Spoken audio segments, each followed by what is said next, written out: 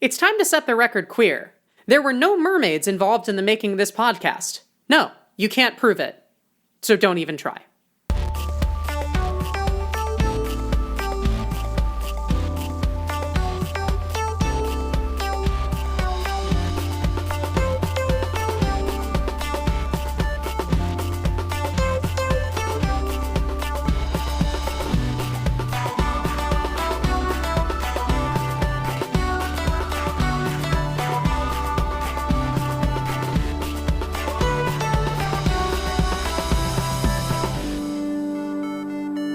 Welcome to Setting the Record Queer, a podcast where queer people talk about the pursuits and communities they love.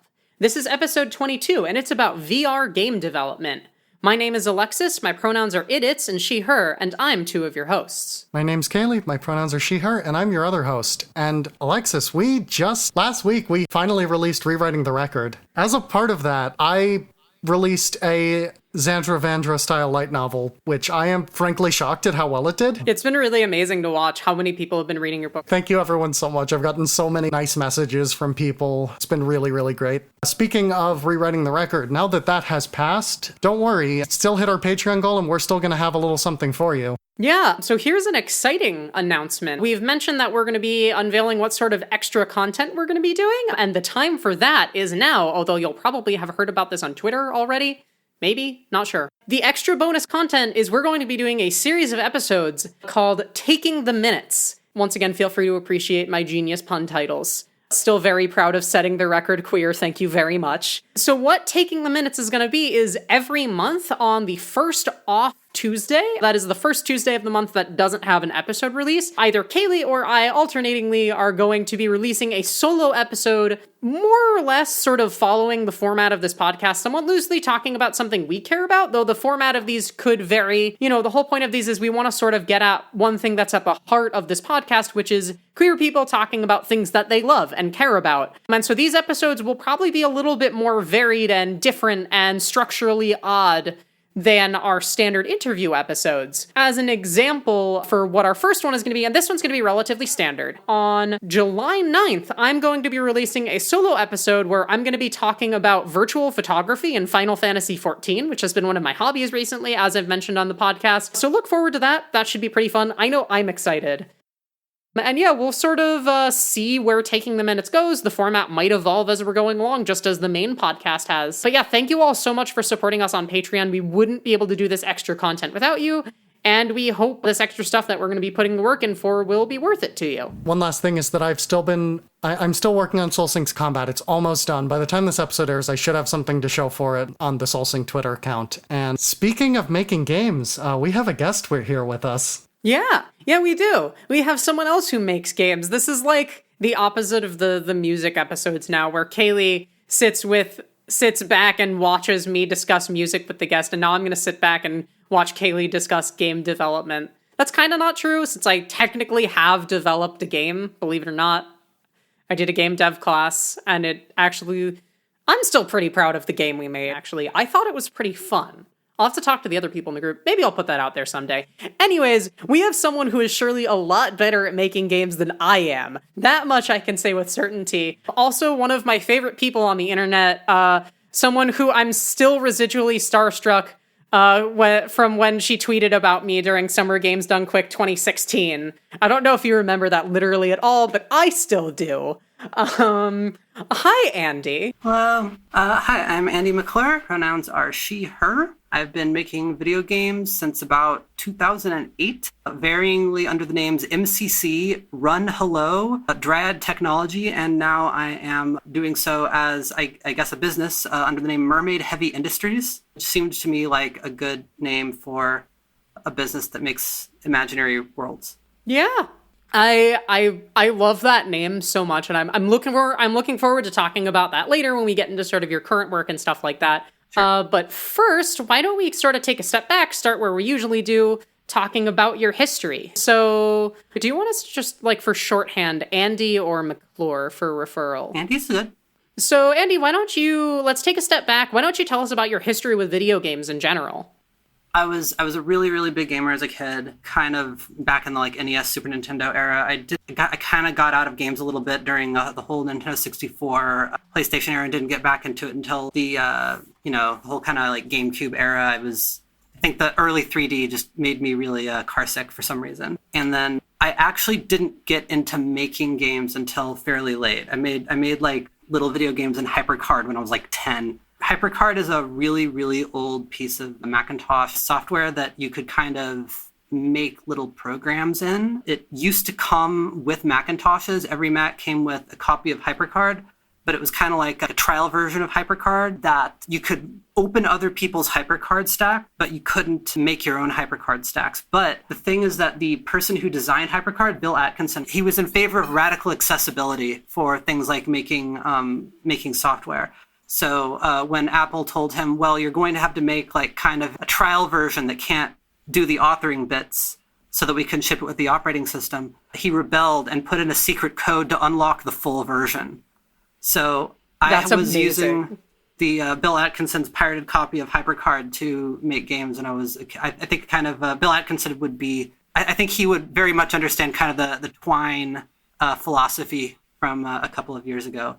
But yeah, HyperCard was basically, if you remember Myst was literally made in HyperCard with an extension that allowed them to use color, because that was not something HyperCard supported at the time. It was basically just like, it was originally intended as sort of like, it was like an early hypertext tool. So you could like make buttons and click on buttons to go to other cards in this stack. But if you could kind of make these little point and click adventures in it where you could like draw spaces and then put invisible buttons on things. So it's kind of like, well, here's like a little mountain. You click on the mountain and then you're going up the path to the mountain, that sort of thing. So that was something I spent a really unreasonable amount of time doing when I was a tween.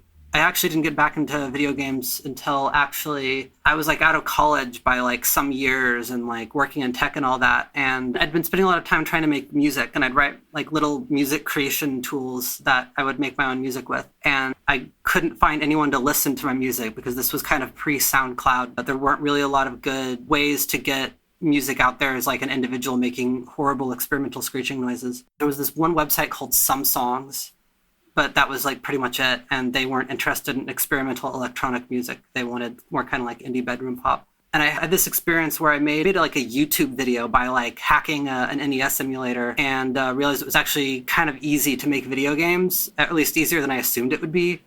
And I was like, hey, maybe if I make video games, I'll have a way of getting people to listen to my music, because a lot of the music I was making was kind of like short loops at that point. I was like, wait, the stuff I've been making is great for a video game.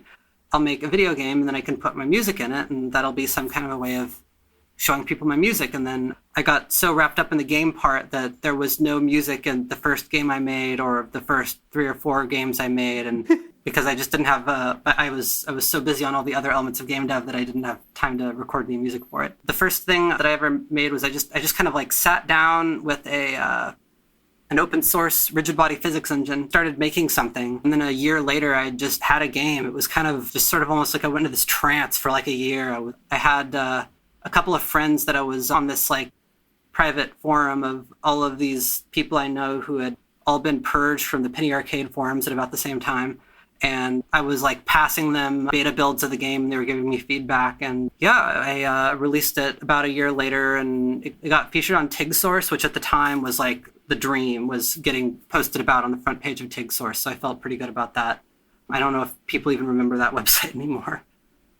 There was an indie games forum for about 10 years ago with the big focus on hacking games and playing games. So lots of game maker games on there.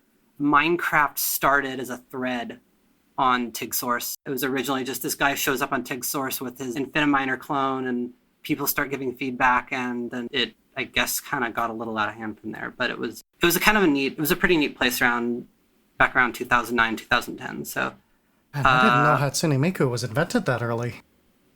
Yeah. No, Hatsune Miku's been around a while.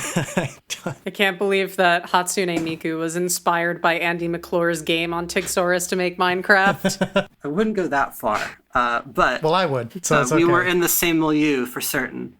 I got a good response from that. I'm like, well, this is actually pretty fun. And I've just been playing with it ever since. And it's always, ever since I started, it's been sort of just a hobby. I basically got to the point where I realized that I spent something like, 6, 7, 8 years, making games as a hobby and just sort of like putting them out there for free on the internet. And basically, I recently got to this point where I was sort of like, I'd always wished that I could make video games as, as a full-time thing, just because, when you're working like a full 40-hour-a-week job and then you're coming home and you're basically working another job on top of that, making free video games for nothing other than just hoping someone likes them, it kind of limits the scope of what you can do a little bit.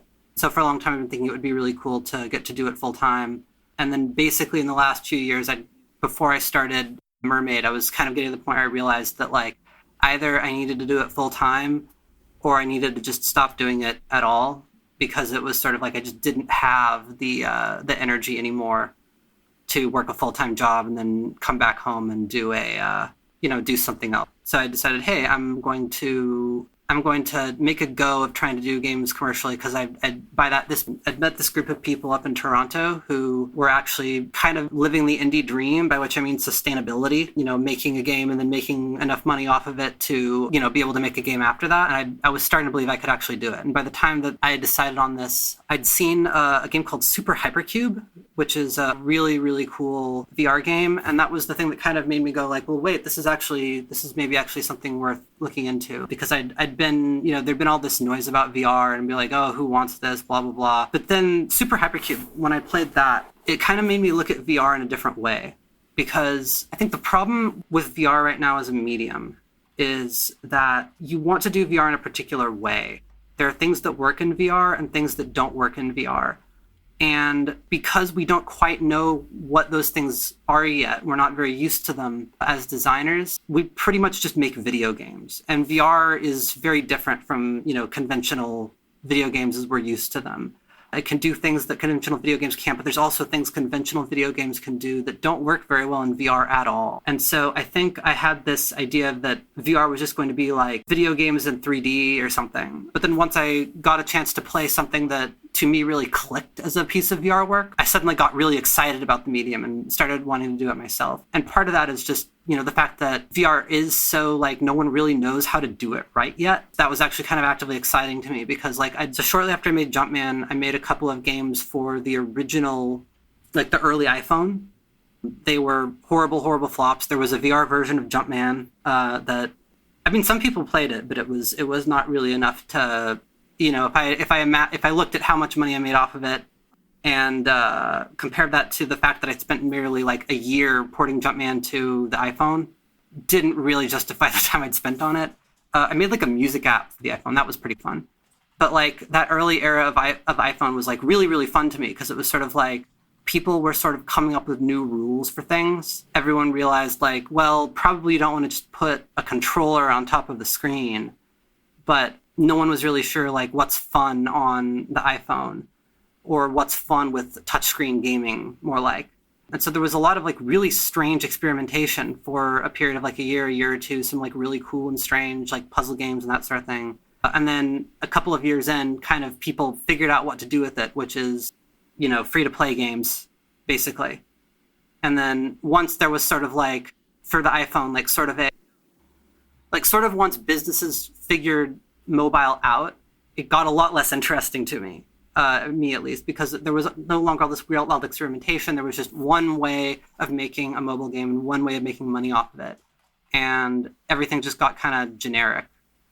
But VR is like kind of still in that sort of like weird, wild experimentation phase.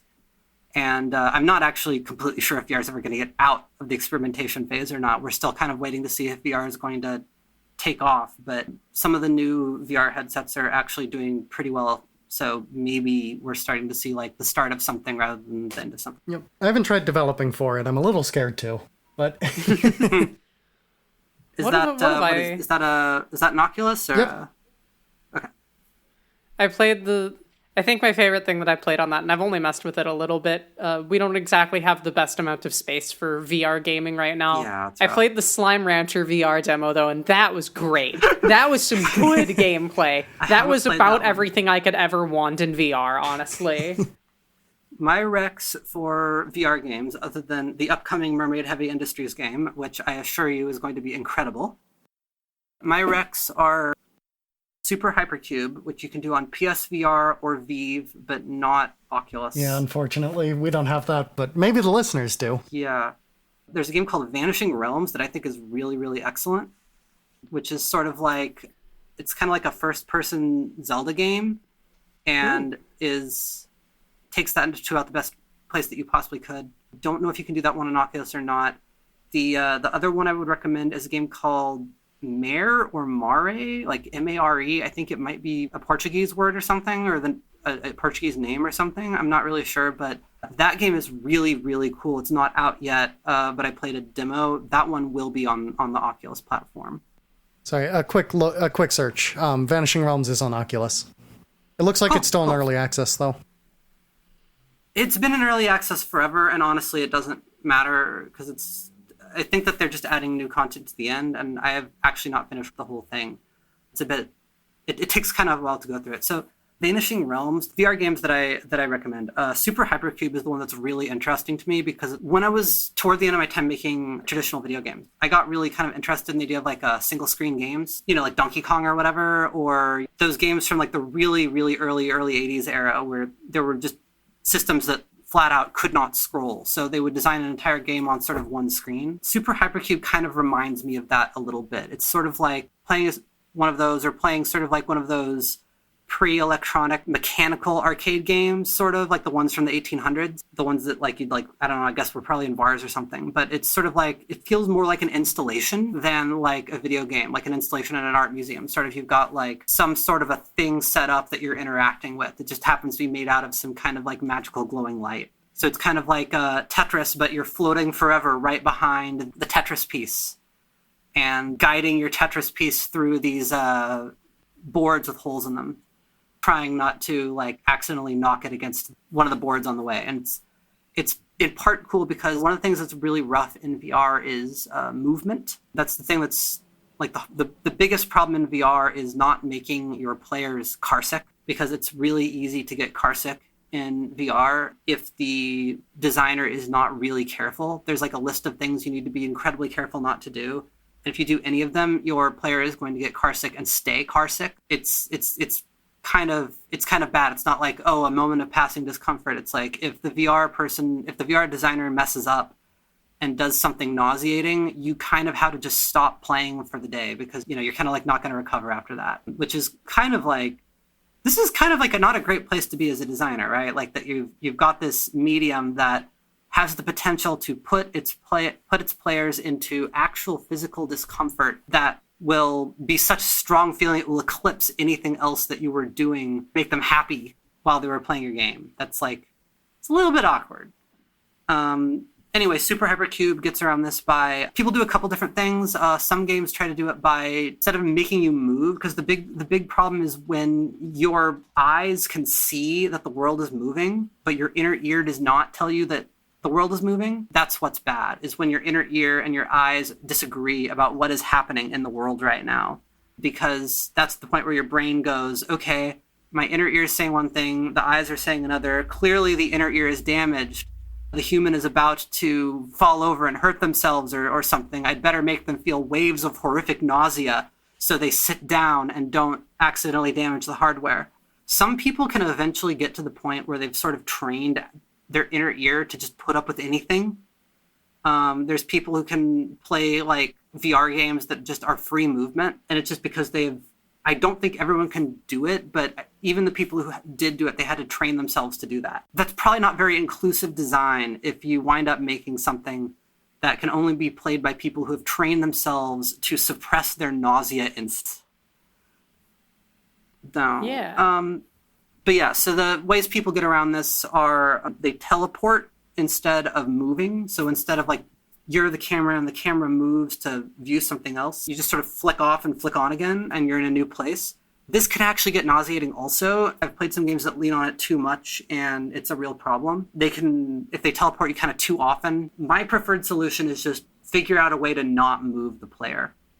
Like figure out some kind of a reason not to move the player. And this is kind of why I'm interested in like kind of the old like Donkey Kong type stuff, because like Donkey Kong is just one screen and everything you need is there. The camera doesn't have to move because everything that is going to occur over the course of this level or this play session or whatever is already there. Super Hypercube does something that's kind of similar, which is that they figured out that if you're moving but you're moving at a constant rate, that's the same as not moving at all. Like if you're on a train or something, and you look out the window, you can see you're moving very quickly. Your inner ear is going to say, well, I'm still, but that's just, kind of Newtonian physics, right? If you're at a constant state of movement, that feels like being at rest. Galilean relativity, I think is the term for it. Anyway. Something like that. It's been far too long since I was a physics student. Can you believe I used to be a physics student? That doesn't sound so bad. I was really bad at physics. Anyways, continue. Yeah. So, but yeah, Super Hypercube is you're just sort of like on this train or this track and, following this Tetris piece. And the first time I used it, it was just like really eye-opening to me because it was sort of like, I'm expecting like, okay, this is going to make me sick or whatever. And like, I don't feel sick at all. I think what's really cool about VR is that it can just kind of give you this sense of presence. Like I just remember putting on the VR helmet and like I'd played Dactyl Nightmare when I was a little kid, but like this was just sort of this like it's really kind of alarming. Sometimes you listen to people talk about their first experience with VR, and there was just it's like they're describing like a religious experience or something, which again as a developer, someone who's hoping to eventually make money off of this, that's kind of like a little worrying to me in terms of you're selling a religious experience. Maybe that's not a very stable business to be in. But I don't know, there's kind of like this, a lot of the people I've talked to who are into VR kind of describe this moment of sort of just getting it. And for me, that was Super Hypercube, putting on the helmet and just kind of having this sense of like, oh, I'm in this space. The thing that's cool to me about VR is that it lets you kind of like, it lets you make spaces in a way that conventional video games can't very easily. Like conventional video games, you're never really seeing a 3D space. You're only seeing like some kind of a camera projection into 3D space. You're seeing a 3D space flattened into 2D. And this creates all sorts of weird problems. Like, I think I mentioned earlier that I fell out of video games as a kid when, the Nintendo 64 happened. And it was just sort of like, I actually have a lot of trouble with 3D games on screen. I don't know what it is. I think it might be something to do with like field of view, like the field of view is 280 degrees for me or something. But I actually get carsick. A lot of 3D games. I get carsick playing like Mario Sunshine, or like certain 2.5D games, like the Shantae game that just came out had like a camera, like it was all 2D stuff, but it was a camera in a 3D world. I got carsick after like not long at all. Whereas I don't have any problems at all in VR as long as people are kind of like following the rules. And I think it's just because if you're in VR, you're actually seeing a space as it actually is. You're not like, your brain doesn't have a chance to go like, well, that's not how light works, because you're looking at like this, this kind of computer camera that has like a weird angle of view, that sort of thing. Yeah, in VR, you can kind of like, VR lets you create spaces that are just like complete. Like you don't really realize how much a video game is like cutting you off from being able to see the entirety of the world until you've played like a really good VR game. Like in VR, you get this sense that like the spaces that you're in are really, really large. Like you can fit a ton more content into VR than you can, onto a little bitty screen, both because there's like, lines of sight are less of an issue, but also just because, you don't really think about when you're playing a video game, you have a lot that you can see. And a computer screen is just going to be like a couple of degrees of your vision are being taken up by this little bitty window that you've got into the game world. And everything the game world does, including things like, HUDs, they've all got to fit into that little bitty window. Whereas you start designing in VR, and it's really weird how much VR inverts a lot of what you normally do in game design, because it's sort of like you've got so much space, but also things are sort of like less defined because they're getting better, but the VR headsets that are available so far, they usually don't have very high resolution because, each pixel is covering like a big chunk of your vision. There's also a problem where a really weird problem in VR is that text is really, really hard to display in part because most VR headsets, not all of them, most of them have non-square pixels, because you're looking at like a sort of a screen that's right in front of your face, but there's usually kind of like a lens right in front of your eyes to kind of make the screen wrap around your entire vision. So it's, your peripheral vision and everything. Once they've done that kind of wrapping, like each individual pixel is no longer a square. It's kind of this kind of like weird curved angled shape. And worse, depending on where on the screen the pixel is, it's going to be a different shape. So if you try to show text in VR, it's got this really kind of like strange raggedy quality to it. It's kind of hard to see. And so you can show like these enormous vistas and they just look completely normal. But you try to read like a piece of paper with some writing on it in the VR world, and it's like kind of hard on your eyes. It feels weird. And it's kind of part of this inversion of like things that are, a number of things that are really easy in games are really hard. Like in conventional video games are really hard in VR. Like text is really hard. Movement is more or less impossible. Or if it's possible, you have to constrain it a lot. You wind up having to kind of build these very detailed small areas rather than very large areas that you traverse.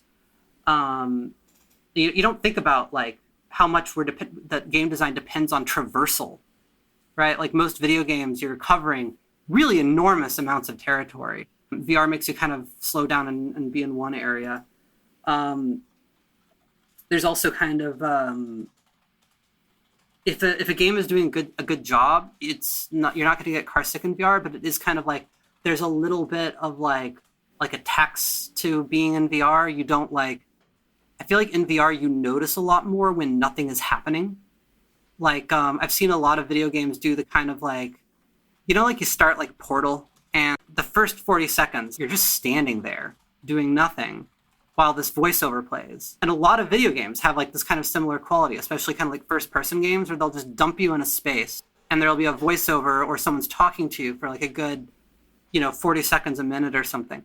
This is miserable in VR. You can't just like dump someone somewhere and talk at them, because like when you're in VR, that is the entire world. That is everything. You can't like look down and look at your phone. You can't look away for just a moment. But also kind of like you've got this sense that your eyes are a little bit strained if something's not distracting you. If you spend too long in VR, you kind of start to feel a little bit tired. You want to stop and get out.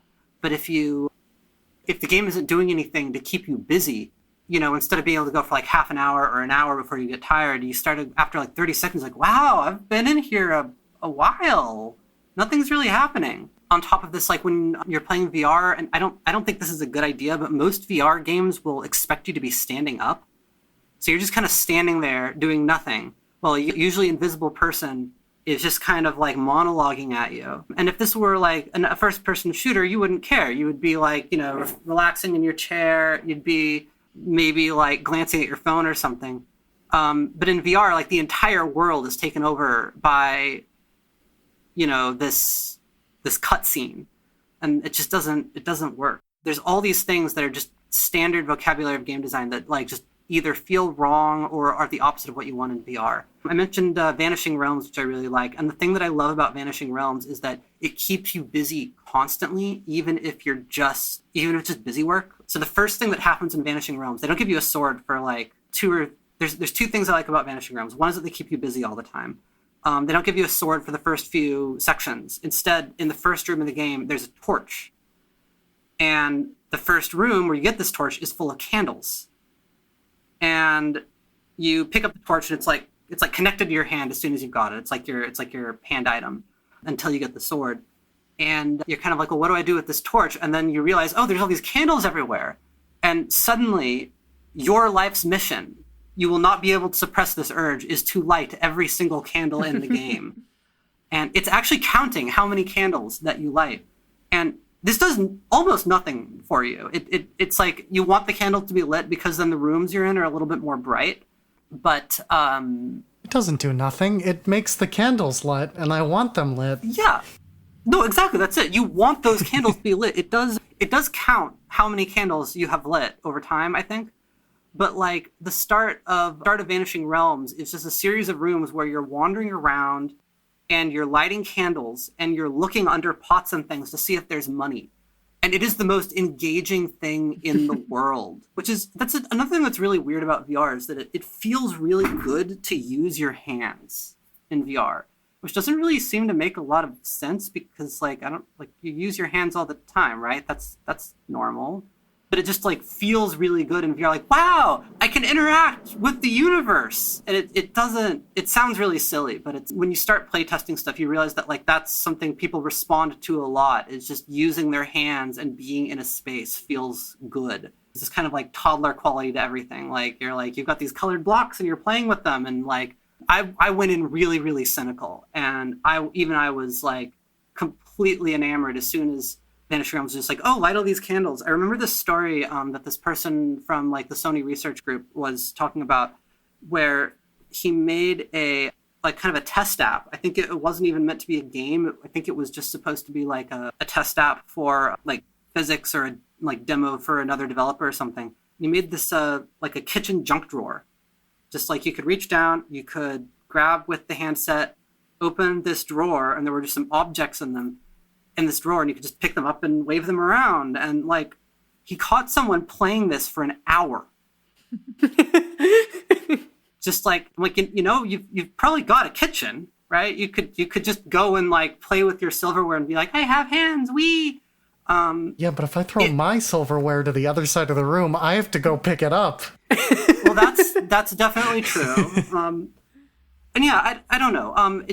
I wonder whether this one quality of VR is something that's going to kind of, people will get over it if they eventually get used to VR.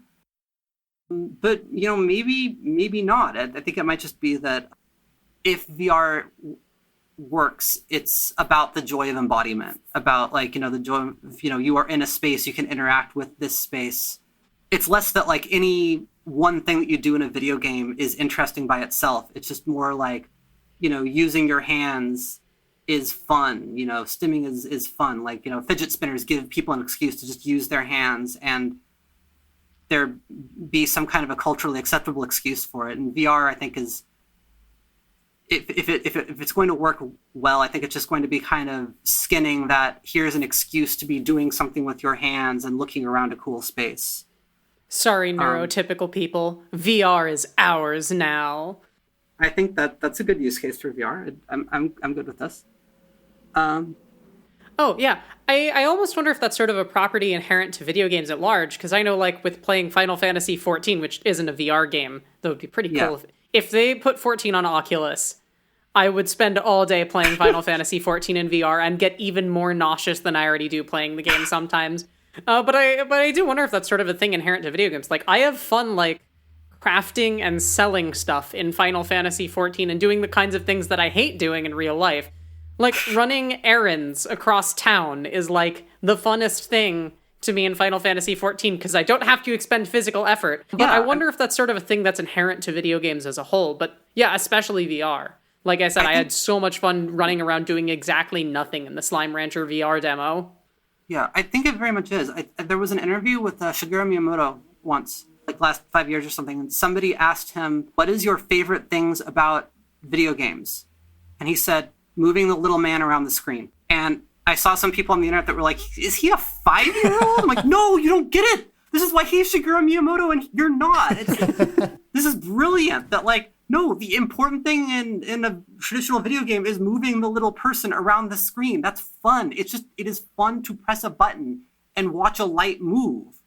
We want video games to be serious. We want video games to be, high art. And, when you get away from that, like, simple 6-year-old joy of, like, moving a little green thing around the screen and making the enemy blink and go away, you're missing out on what makes video games work. Well, dang. I never thought about it that way, but yeah, you're absolutely right. Okay, well, in the interest of time, I very much enjoyed that sort of like crash course in VR theory, but I think I'd like to kind of talk about some practical stuff a little bit. Yeah.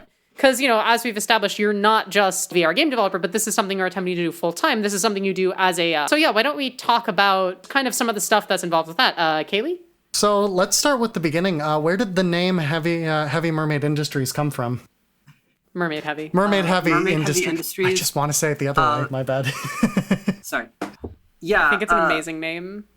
This is going to sound really silly, but I just went through the Neo TLDs until I found something that was open. When I was looking for something where the website was available. Mermaid.industries was not taken. I was like, oh my God, Mermaid Heavy Industries. That sounds amazing. that's good. That's the perfect I had reason. I have some relatives in Oklahoma that were involved in a construction company, and I kind of had this idea of like, a construction company for mermaids, and like just sort of I was amused thinking about sort of like the iconography of that. If you go look at the website, there's this entire unnecessarily complicated backstory to Mermaid Heavy Industries about this sort of idea of this construction company in New Atlantis on the inner moon, where this construction company where mermaids will build undersea bases and space stations for you. But they opened up this satellite office in Ontario that is making video games.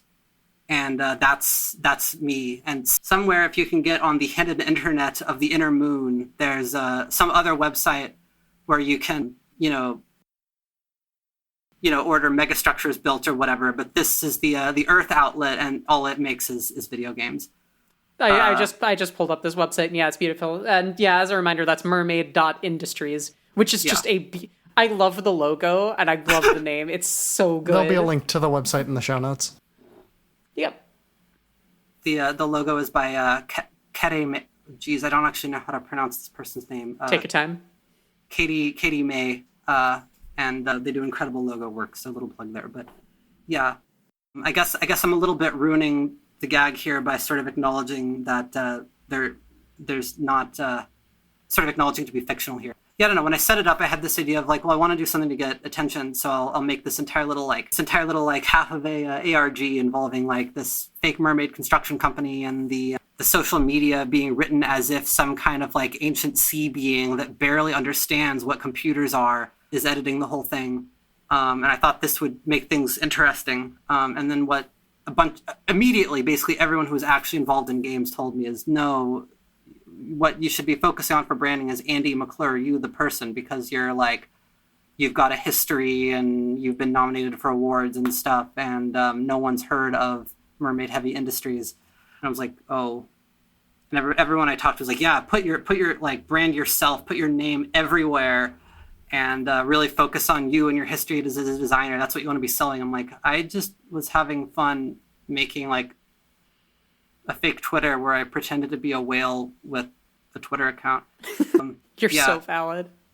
Well, I don't know. It's actually been really weird to me to adjust to kind of thinking about things commercially for a few reasons. Because I was, when I was doing things as a hobby, I had literally no goals except entertain some people I knew on Twitter.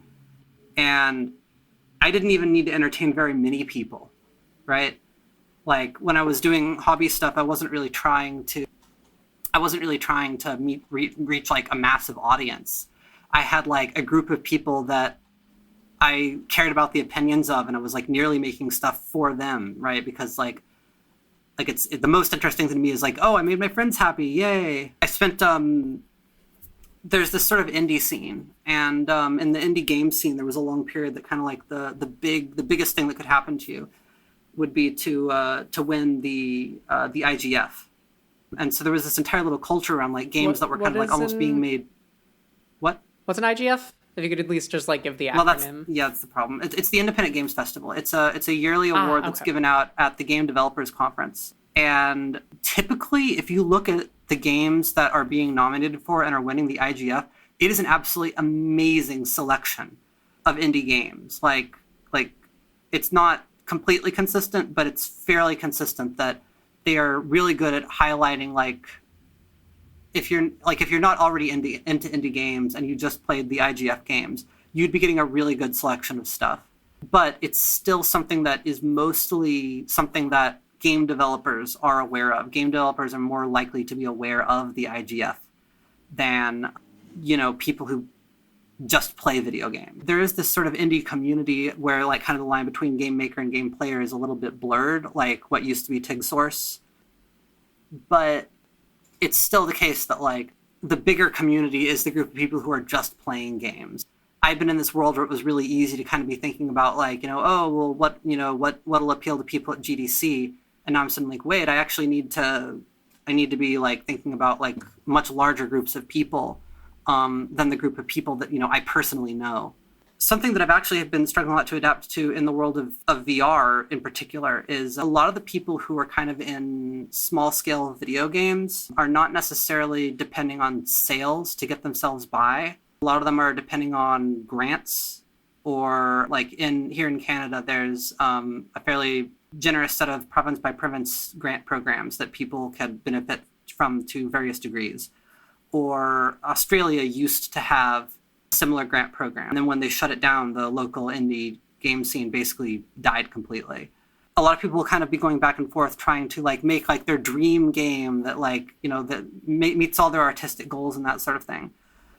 But then they'll go talk to like, I don't know, 7-Up or something and make some kind of licensed game for them. There's a lot of money in contracting in games where like someone like 7-Up or like a movie or something will want some kind of a tie-in, like, skin us a match 3 game or something. And there is 1,000%, well, not 1,000%. There is absolutely more money in doing this than there is in making a video game and putting it on Steam. So, a lot of the people I know that are in indie games and are doing it full time, they're either alternating contracting with making the game they really want to make, or they are getting some kind of government grants, or I can't talk too much about this, but a thing that's actually not uncommon in VR is a lot of the time the VR vendors will fund part of a game, like the headset vendors, because right now things are getting better,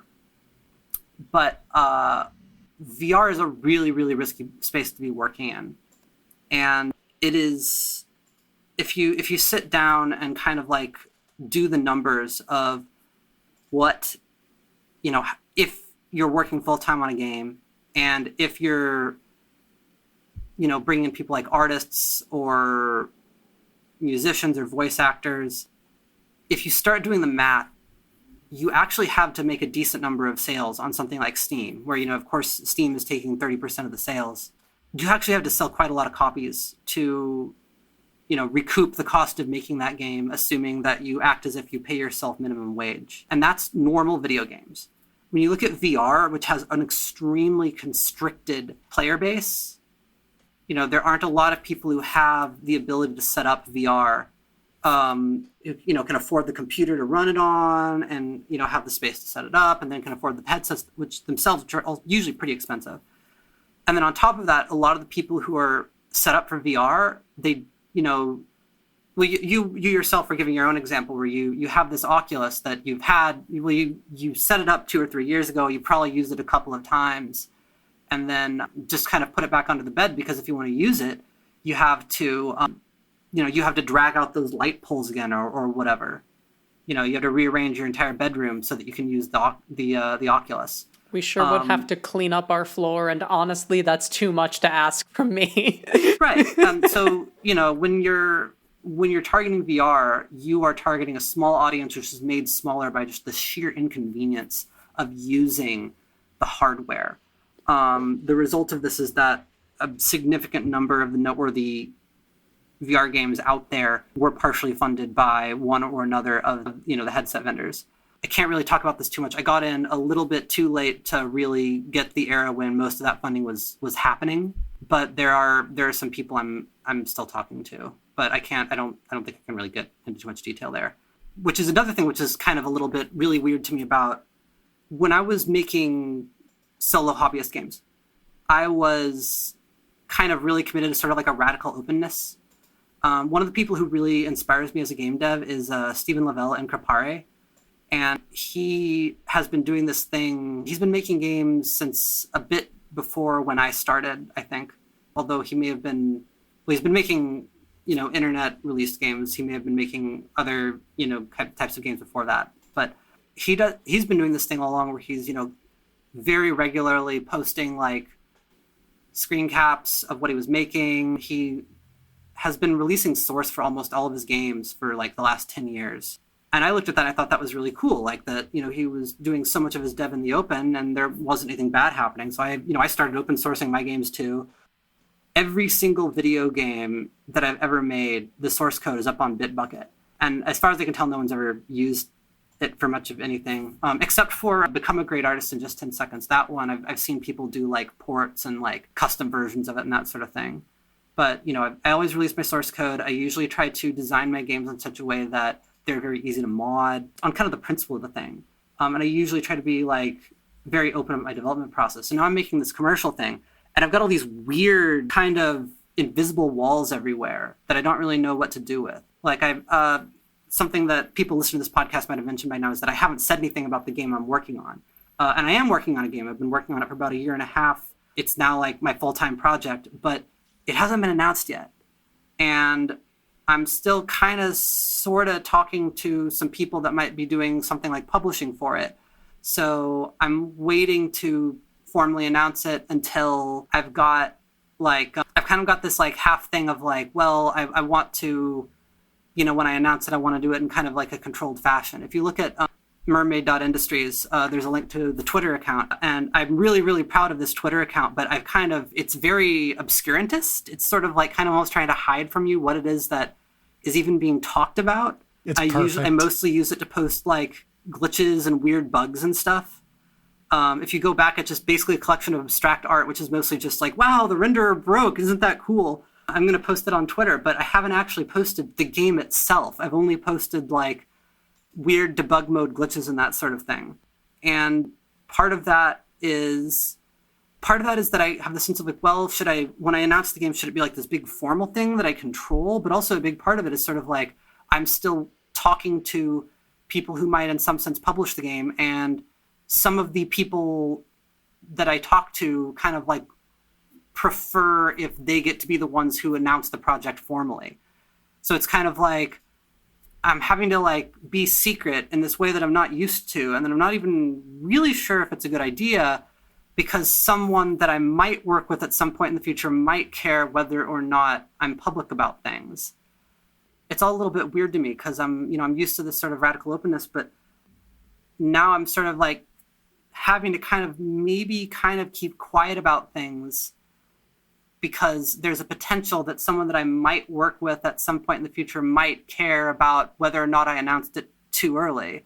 And I don't think it's really hurting me to be delaying like this. I'm sure eventually, I'll announce it and I'll have plenty of time to promote it or whatever, but it's like, it is not what I am used to as a developer. It goes against all of my instinct, but also a lot of my instincts aren't really the correct ones. Like I've been working with, publishers and vendors and having to demo stuff. And I've been working with Henry from the Toronto Media Arts Center out here in Toronto. And, a lot of the time I've been kind of like trying to do demos for big companies that might at some point I'd be working with in some fashion. And I've got this problem of just being like way, way too honest, like going off on rants about the development process that, I'm sure if I was talking to either of you, it would be really interesting to you. But like someone that if you're working with like a big company, they just want to know what it is that you're making and what it is that you want out of them. And, if you're coming in and getting really, really excited about your development process, it's, that's not helping them in any way. And it's just kind of distracting them from whatever it is you're trying to sell them on at that moment, if that makes sense. One thing I did want to mention that I was meaning to bring up a little earlier, I was mentioning this thing of like the limited reach of VR.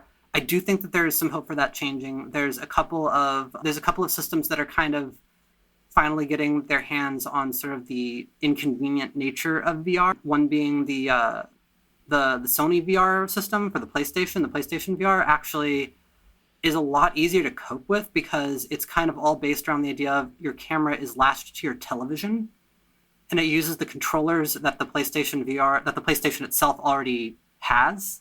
So that's usually a lot easier to deal with because it's a lot more, not a lot of people have like a 10 by 10 foot square in their homes that is completely free of all objects and they can run around with the VR helmet on. But a lot of people have a space in front of their television where they can sit.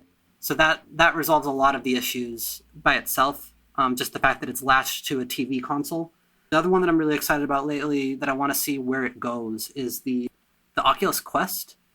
Oculus has been moving from, well, they're still doing the desktop ones, but they've started moving into this realm of sort of standalone mobile VR headsets, where they've got these VR headsets that are basically little Android phones inside of with the phone parts removed inside of a headset. And there was one that they came out with last year called the Go, which I actually think is really, really great for development. It can't do full 6 degrees of freedom. You can't walk around, but really light. It feels like almost nothing on your head. And I do a lot of my development with the Go because you can just plug that into a Macintosh and be, uploading stuff from there, and it just all runs on board. So you don't need like that, a big heavy PC desktop. The really exciting thing is that they came out like a week or two ago with the Quest, which is, it's kind of like the thing that was supposed to be impossible. It's a completely all-in-one headset that's like it doesn't use like the sort of the way stations, like the little poles so it can tell where it is. It doesn't have any computer it's tethered to. It has no wires of any kind. You just put it on, everything is running on board, and you can just walk around freely. And I think you could actually use it outside if you wanted. I'm not sure if it would be able to handle the kinds of light outside, but it means that instead of having to like set aside a space for VR, you just sort of take it somewhere and use it. You can set it up pretty much wherever. So I'm really curious to see how people respond to that, like if a market develops for that, because it's sort of like, I feel like this is the way VR wants to be played, is something like this standalone headset that released. I think HTC's got a similar headset, but I don't think you can get it in America. I think it's China only, unless you're like doing enterprise stuff. That does sound really cool. Yeah, because like I feel like the big limit on VR has been like you need a cool computer and a bunch of space. Oh yeah, so I wanted to get into it way earlier than I did, but it took until I got a computer that was actually capable of it, because those things are expensive. Okay,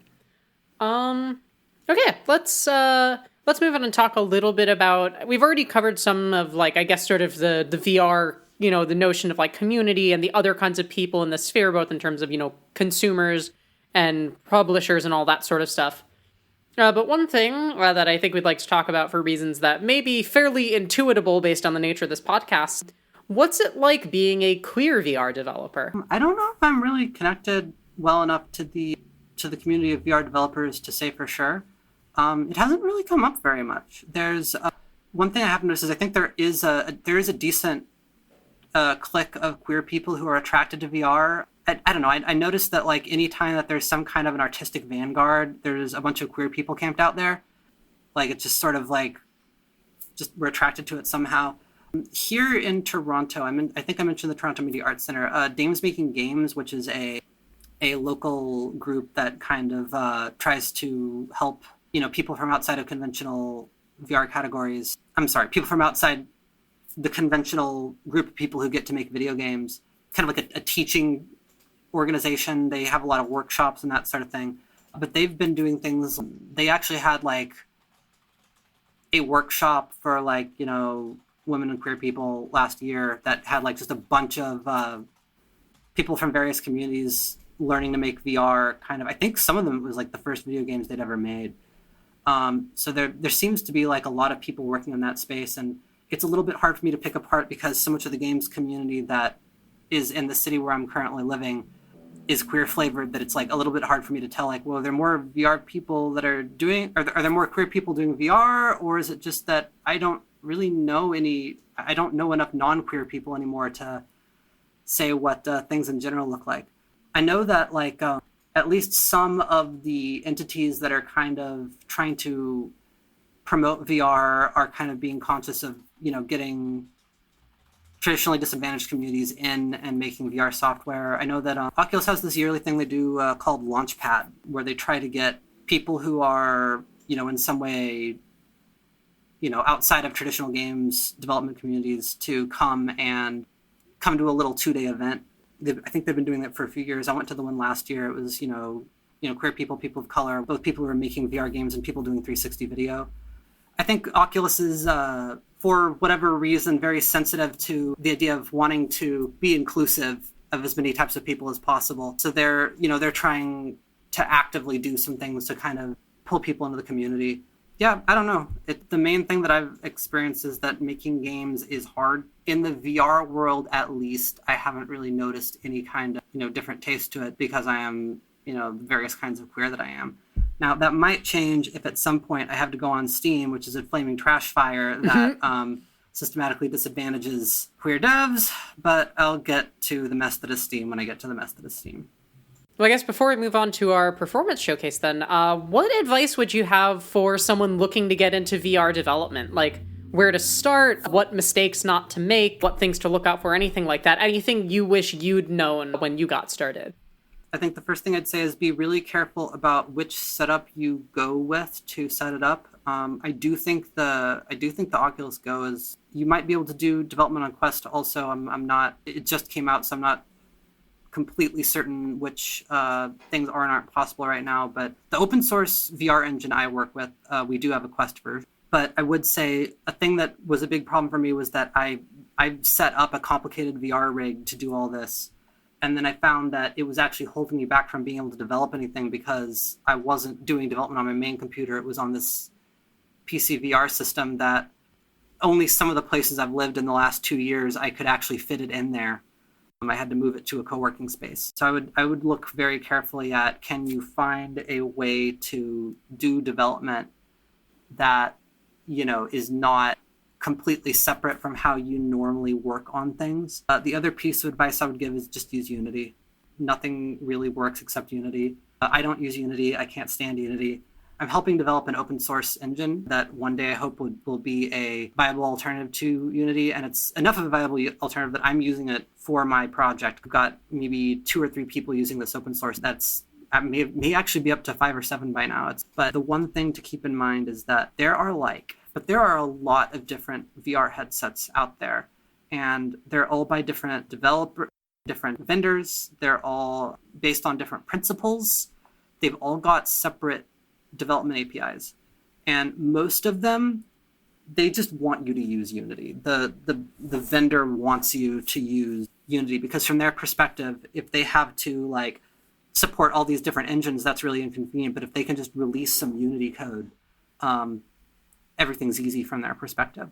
So a lot of the VR headsets, when you start looking into how you develop for it, if you want to use Unity, it's just kind of straightforward. You just install a component or something.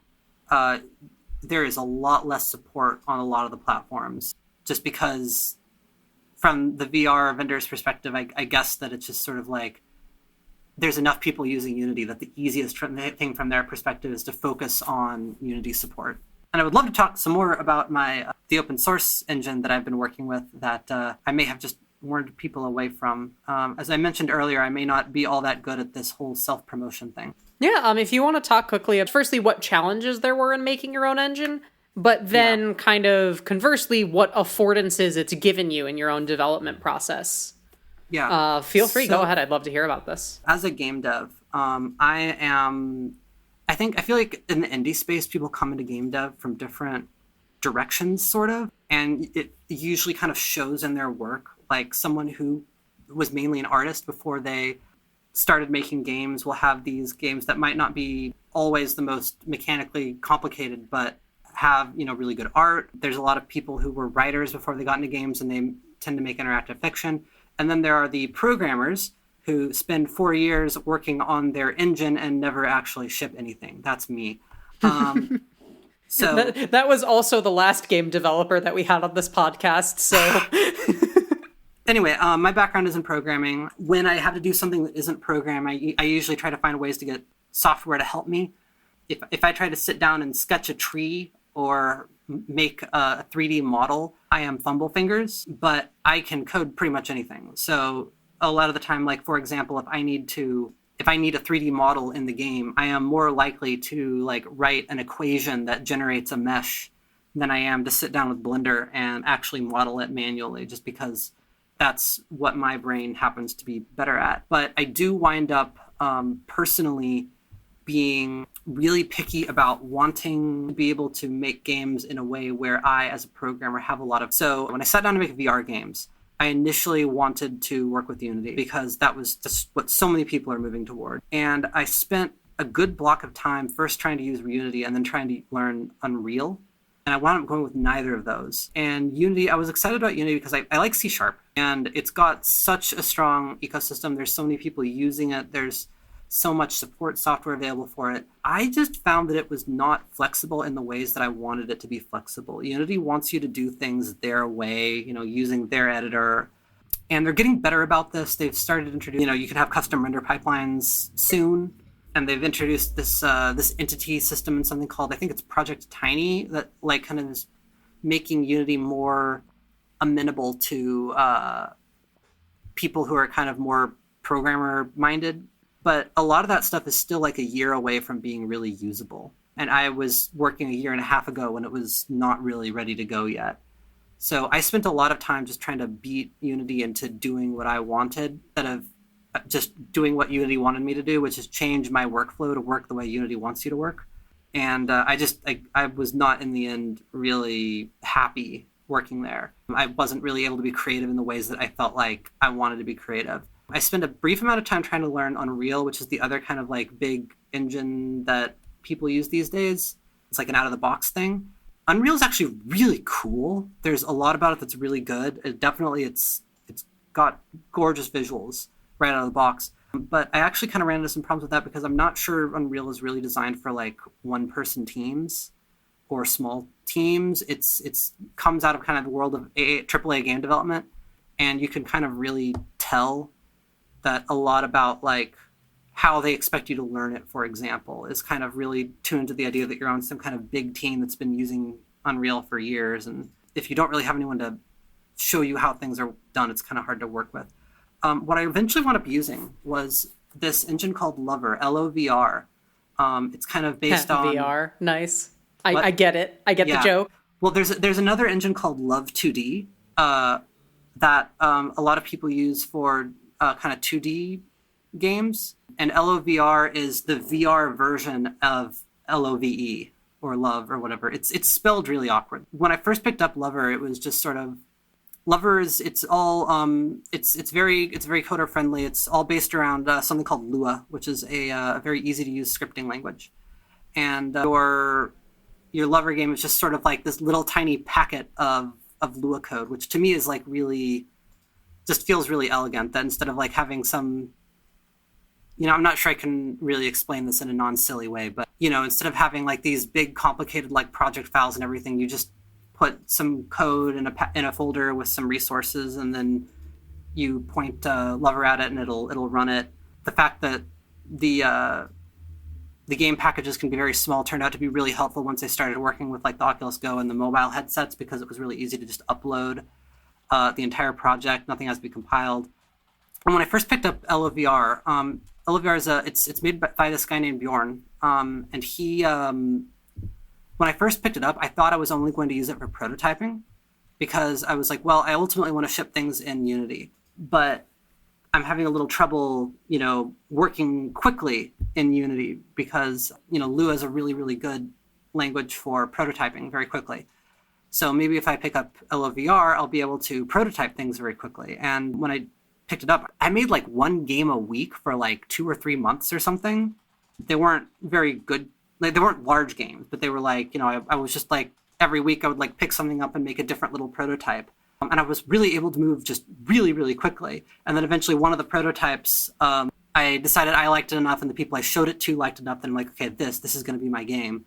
And then at that point, I actually tried to port it to Unity, and that didn't really work out either. And so I wound up just kind of trying to take Lover and, push it into being something that I felt like I could ship a game on. And I'm actually now using, one of the things that's really nice about using an open source engine like Lover is that, Bjorn has his master version of Lover that he publishes on the website, and that there's, this 5 or 6 other people using. We've got a little active Slack. And then I've got my fork where I have rewritten large sections of it for what I personally need out of a game. So I've got my own rendering path. And I wound up it's actually kind of funny. The prototype that I wound up going with is actually based on the code that my old games used to use. So I've got, I think in a moment you do this the showcase thing. I think we decided we were going to talk about Jumpman, which is the first game I ever released back in 2009. And there's parts of Jumpman code welded into my fork of the Lover engine, just because I was like, well, I need to get XYZ things. Hey, I've wrote that before from my old games. I'll just go like take this block of C code that I've been lugging around since 2008 and just shove it into the game engine, which I could do because it was a fully open source game engine. And, I can't really do that with Unreal or Unity. Unity is closed source, so I can only use the engine they provide, and all I can do is script it using C#. Unreal is a sort of open source, but there's a problem where they haven't documented the code parts. They've only documented like the parts that a user uses, if that makes sense. Oh no. So if you want to go and do what I did with Lover and just take a bunch of code I got from somewhere else and just fire it in there, you will not have any idea what you're doing or how to do it unless you go find exactly the right person on a Discord somewhere and pester them until they give you lots of free consulting work. It doesn't really work.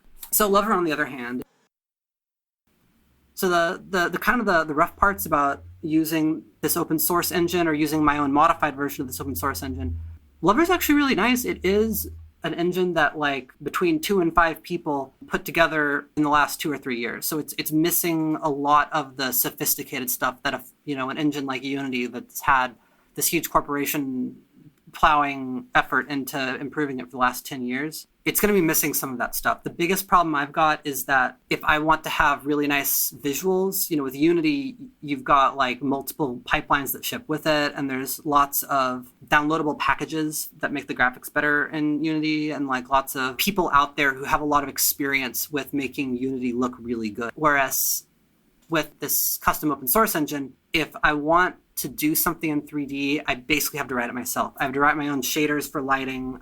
There's some shaders that come with it, but if I want to do things like shadows, I'm going to be like writing a whole bunch of code. So that's like, it's kind of weird because like I'm able to write certain kinds of mechanical things much quicker and much more easily using this sort of like simple, easy engine than, some kind of big behemoth like Unity. But then when I get to things like, well, now I have to add shadows, suddenly there's like just a whole bunch of work I have to do that if I was using one of the big off-the-shelf engines, that would all just be in the box already. But there's, I don't know, I think Lover's really neat. It's getting better very, very quickly. There's a lot of features that are being added, but it's just kind of, like if someone was making a small game and they were someone who is able to do code, like one of the other things is that it doesn't have an editor like Unreal or Unity does yet, although someone is working on one.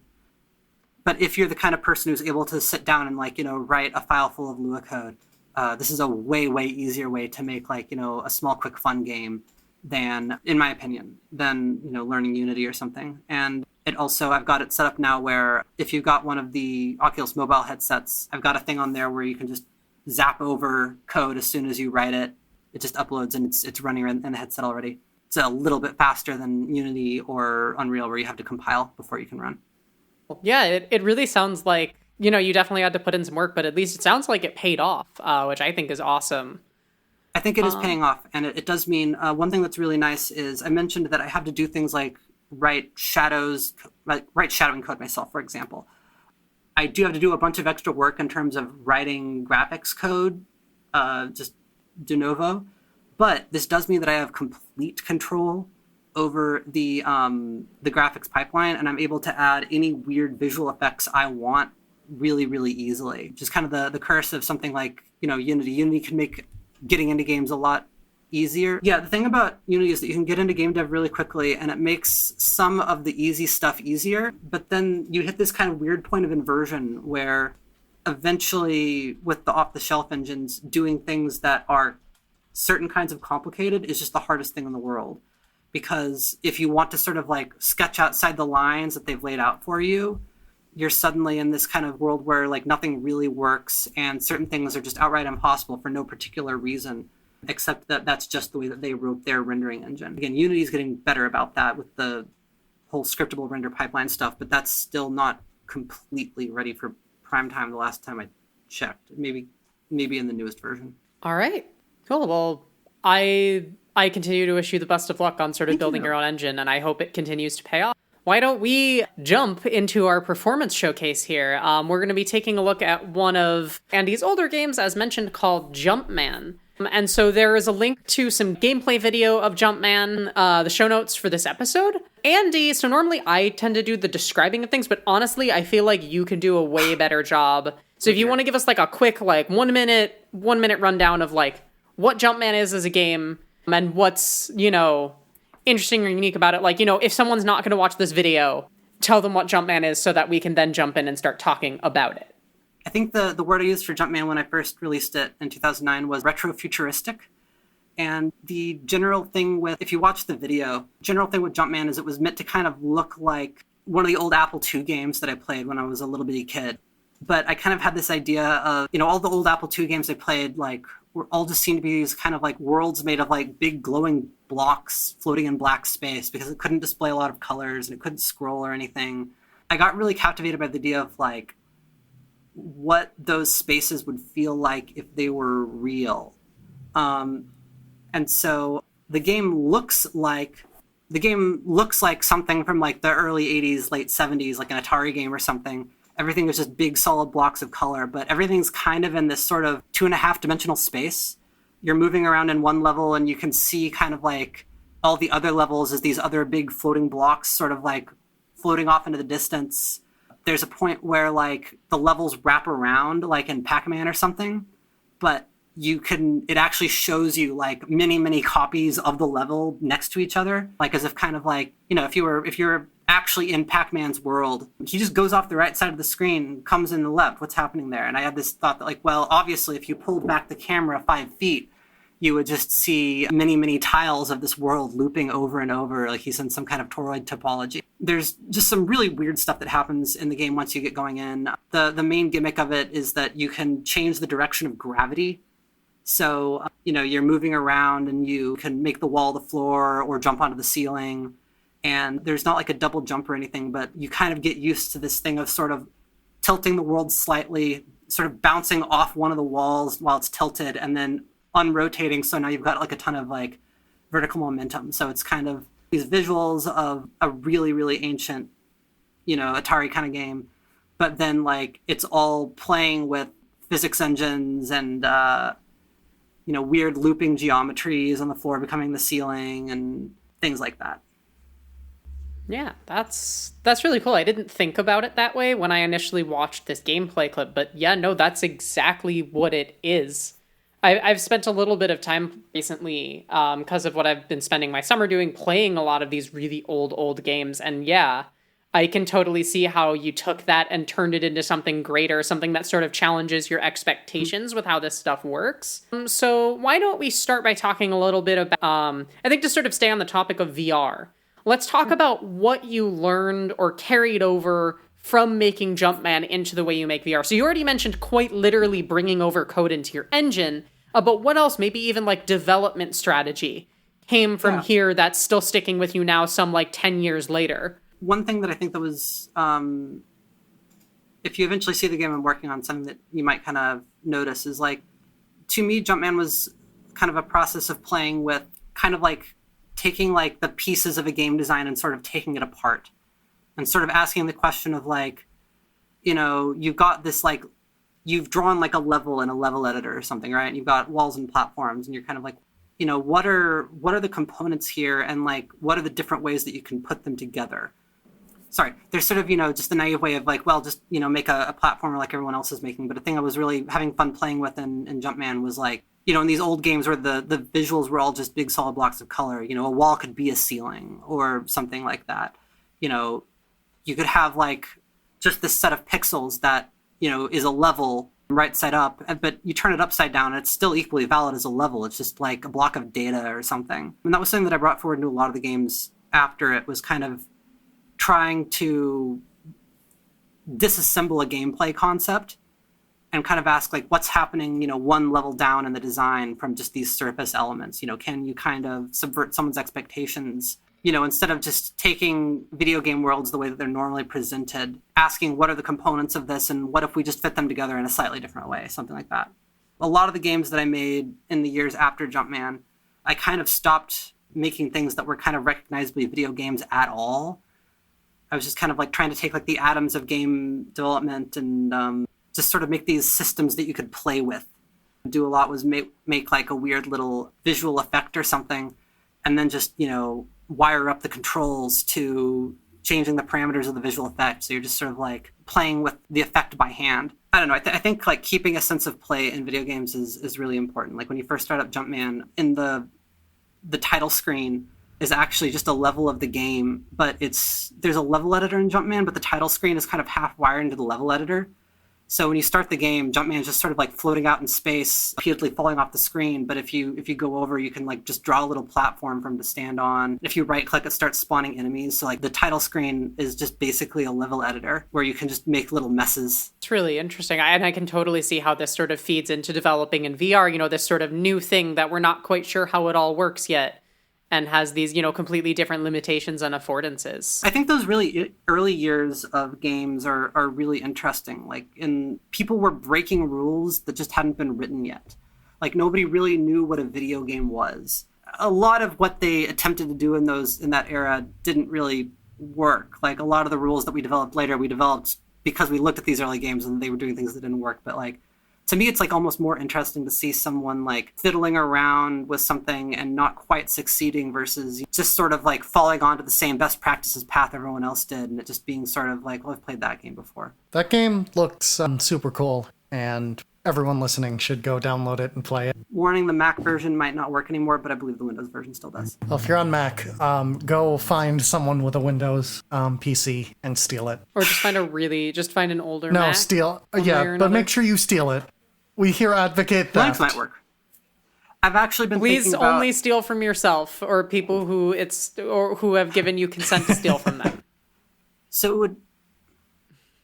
Okay, there might be a logical problem with that thing you just said, but let's not go into that. I actually, I might... Don't think about it. It would have been really handy if I had gotten this done before this podcast, but I'm actually probably, because it's about 10 years old now, probably going to try to make a web browser version of Jumpman, like using Emscripten or whatever it's called, because it's at the point now where you can actually compile old C SDL games to run in a web browser, and it actually kind of works. So go steal someone's computer. I will look forward to Jumpman Online TM.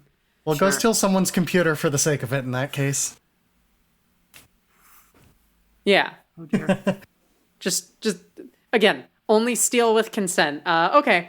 Well, with that, why don't we move on to our listener questions? We have stolen these questions from them with their consent to ask them to our guests. Every week on this podcast, we steal some questions from our listeners and ask them while pretending that we wrote the questions, by which I mean we say this person asked this question. Anyways, if you have questions for us or for our guests, you can ask them on our Twitter at strqueercast, via email settingtherecordqueer@gmail.com, or in our Setting the Record Queer community Discord at bit.ly/strqcord. We always announce the guests ahead of time, so be sure to pay attention on Twitter and in Discord and get questions in. So we have some cool questions this week. Our first question is from @CosmosPixelado on Twitter, who asks, we haven't had any news report of strange bugs from Mermaid Heavy Industries lately. Are good software development practices counterproductive to these marketing strategies? That might actually be a real problem. So what that's referring to is the Mermaid VR Twitter account, which has slowed down a lot. Part of that is that I have not been doing graphics as much lately. I've been working on kind of like gameplay code, but also a big part of that is I've just gotten too close to the final look. I've yet to actually reveal what the game looks like, and so now it's actually getting kind of hard to take a screenshot without showing that off. So hopefully we'll formally release the game soon, and then I'll get back to a more regular update schedule on the Mermaid VR account. It is really unfortunate that like I spent a big chunk of this year writing some of this got open sourced actually, but I spent a big chunk of the year writing kind of like an entity and event routing system for Lover. Now that once I decided definitely to use it, And it turns out that you just don't get a lot of cool visual glitches when you're writing entity and event routing systems. Just all very boring. It's just a bunch of code. I need to get back to exciting stuff like pixel shaders that make the screen flash a lot. Oh, we all know the most entertaining thing is compiler errors, obviously. That's what everyone wants to see. Well, look at this. Syntax error in line 71. Whoa! I mean, to be fair, I have been tweeting a lot about how much I hate C++. So that's something, I guess. But people don't seem as entertained as when I was posting weird abstract art due to misaligned meshes. So our next question comes from Infinite Nutshell on Twitter.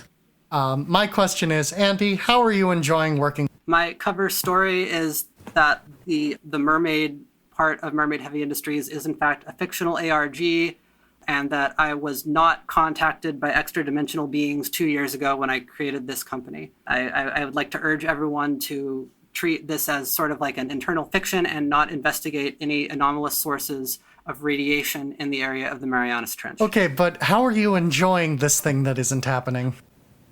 It's been great. It's been really neat. Also, Toronto's really cool. That's great to not hear. All right, well, let's move on since we answered that hypothetical question that doesn't exist. It's time to move on to our final segment of the podcast, which is, of course, Kaylee's question of the week. Now, these are normal questions, the sort of questions that may be asked just, I don't know, by space mermaids or whatever. Sure. Well, I mean, it probably wouldn't be asked by space mermaids because they don't exist. And, like, being able to ask a question sort of predicates existing, or is predicated by existing, you know? No, Yeah? that's a kind of backwards way to think. Yeah, you're right. That's fair. If there were space mermaids, they'd probably ask a question like what Kaylee's about to throw at us, I'm if there sure. weren't space mermaids, they would still ask the question. That's deep. So, Really makes you thinking face emoji. if you were to get permanently sucked into the world of a VR game, real or fictional, which would you pick? I just want to be a slime rancher. That is a good choice. I have simple joys in life. I just want to ranch cat slimes, you know? This is rough because there aren't really that many VR games out there. I guess I would probably say Tilt Brush, which is a drawing app where you basically draw little scenes using paint that's made of light and duct tape. And I personally think that a universe where everything is made of duct tape would be pretty cool. Nothing would ever fall apart, so I think we don't need objects or atoms. We can just do everything with duct tape and light. Wait, but isn't duct tape made of atoms? No, it's made of duct tape and light. And not in the Tilt Brush universe. In the Tilt Brush universe, duct tape is primitive, and atoms are something you have to create with duct tape. Yeah, you could make a little. You could like make an atom by stringing duct tape so that it looked like. I mean, I think atoms are normally like kind of point clouds of probability, so that would be kind of hard to draw. But you could draw like one of those like '60s atoms where it's like a dot and some weird elliptical loops for no apparent reason. The Jimmy Neutron atom. Yeah, that one. Official scientific name based on a like 2003 cartoon. I'm gonna go with, okay, so I don't think anyone's seen this, but for those familiar with the show Community, specifically the 6th season that was exclusive to the Yahoo video streaming service that lasted about as long as the 6th season of Community did. Huh.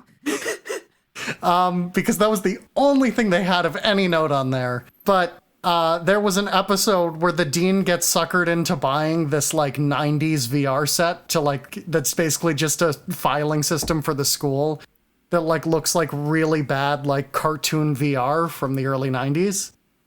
And I want that. Are you sure? No, of course I'm not sure, but that's why it's so good, right? I don't know. I feel like you might want to put some consideration to the choice where you're going to get permanently sucked in. Look, all I'm saying is I'm going to have an easy time sorting my thoughts with all these filing cabinets. And you're all going to be... One of the problems is a lot of the VR like game worlds are kind of a little bit hostile, right? Like if I say Vanishing Realms, I'd be constantly getting persecuted by skeletons. Dactyl Nightmare, I've got to worry about getting picked up by a pterodactyl at any one time. It's kind of, I don't know, it's rough.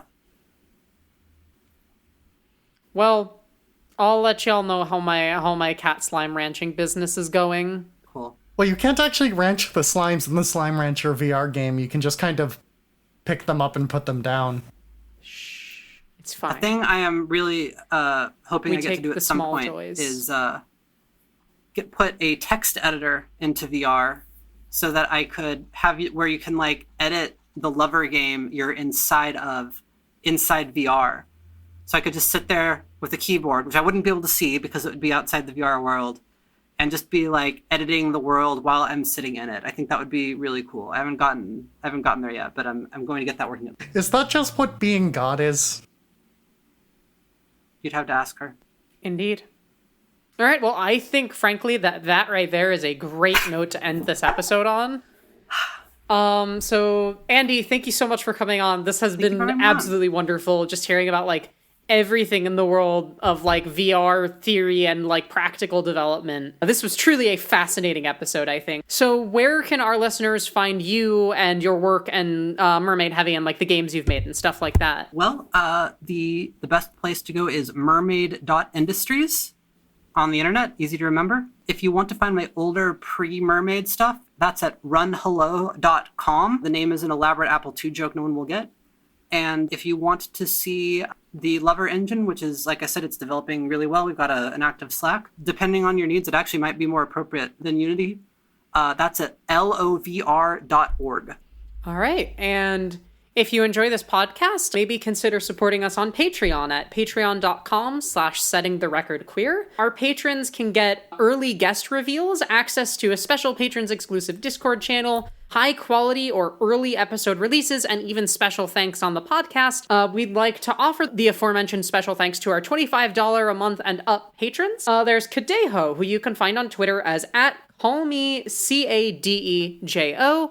And American Choir Boy, who you can find on Twitch as American Choir Boy. Otherwise, if you liked this podcast, please subscribe or leave a review wherever you get your podcasts. Maybe tell a friend about us or talk about us on your social media. We're on Twitter at STRQueercast if you want to talk about us there. As well, if you're looking to reach out to us, that's a good place, but also email settingtherecordqueer@gmail.com.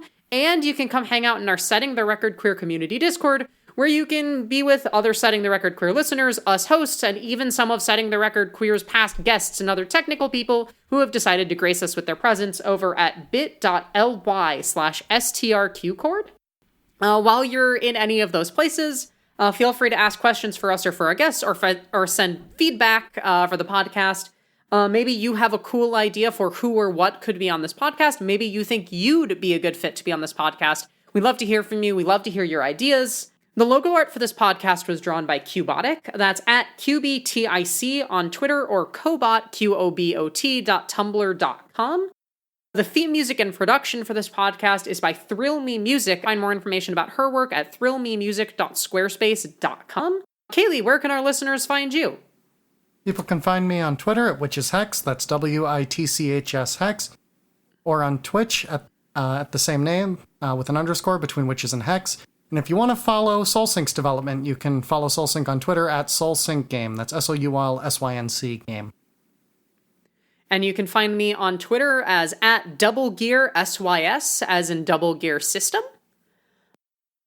Our favorite answer to last week's Kaylee's question of the week, which was, what instrument not typically featured in mariachi music would you like to see in mariachi music, came from Dijon Ketchup in Discord, who said, I want to add the didgeridoo, which I think would be a really interesting tonal mixture, and I would like to see that too, needless to say.